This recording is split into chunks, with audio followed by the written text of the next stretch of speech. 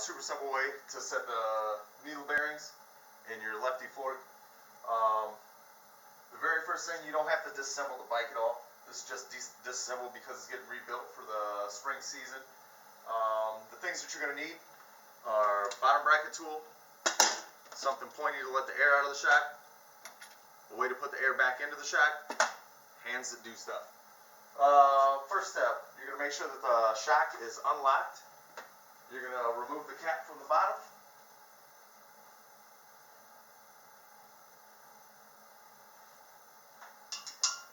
Let the air out. Alright. Next, take the bottom bracket tool, slide it over the remote lockout. If you do have your handlebars on there still, just take the bottom bracket or the remote lockout off the handlebars before you do this. And then let it spin all the way to the side so you can use your frame for torque. Spin it open. Slide the tool back off.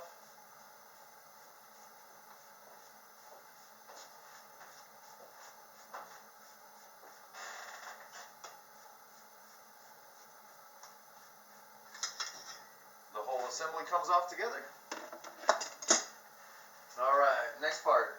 You're going to pick it up from the bottom. There's two retaining pieces, retaining half a ring. Take those out, let it slide down. Technically, the next step is to measure how long it is between the top and the very bottom with it relaxed. If it's not 27.5 inches, you're supposed to, anyway, don't need to do any of that. If you already have it apart, you might as well reset what you need to reset in there, even if it's only a quarter of them. So go ahead and get a grip on it. Grip it like you haven't had a date in a couple days. And then give it a tug like you really owe it something. And then that's it. What you're going to do is reverse the process. So you'll take the two clips, push it back up, let that slide back down in there. It's going to sit on the top ring and doesn't slide inside. You're going to take this piece here, make sure the remote lockout slides in the center.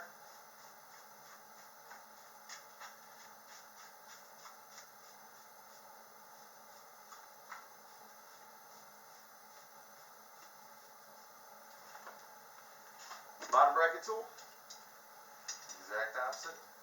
Put it back on. Let the fork spin the other way against the frame. Tighten it down. It doesn't have to be a Hercules tight, but once you snug it, give it about another eighth of a turn. Take that off, and then you're going to put air back into it. So thread this on the bottom. The easiest way to know how much air you need in it, what you're going to do is 0.75 times your body weight, so 3/4 of your body weight. Put that in, and then put the pump in your pocket.